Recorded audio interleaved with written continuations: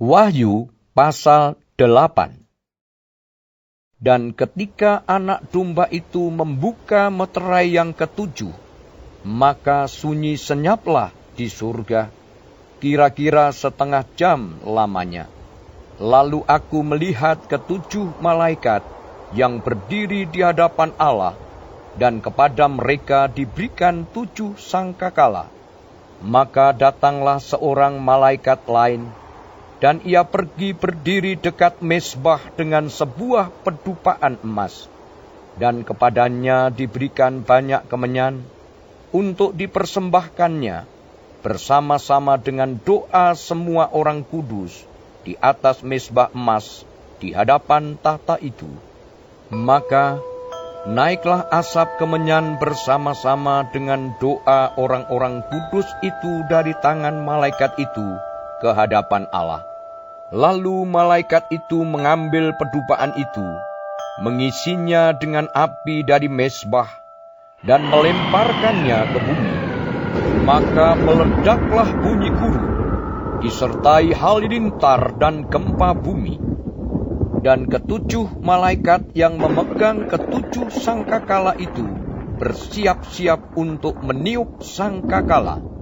Lalu malaikat yang pertama meniup sangkakalanya, dan terjadilah hujan es dan api bercampur darah, dan semuanya itu dilemparkan ke bumi.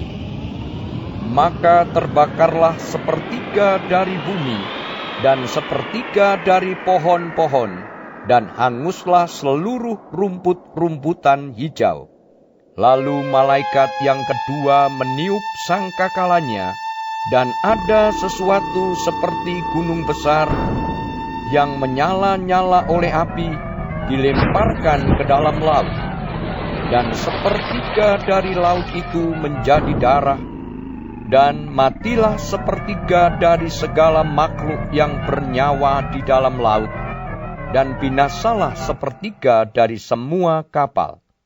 Lalu malaikat yang ketiga meniup sangkakalanya, dan jatuhlah dari langit sebuah bintang besar, menyala-nyala seperti obor. Dan ia menimpa sepertiga dari sungai-sungai dan mata-mata air. Nama bintang itu ialah Absintus. Dan sepertiga dari semua air menjadi absintus, dan banyak orang mati karena air itu, sebab sudah menjadi pahit.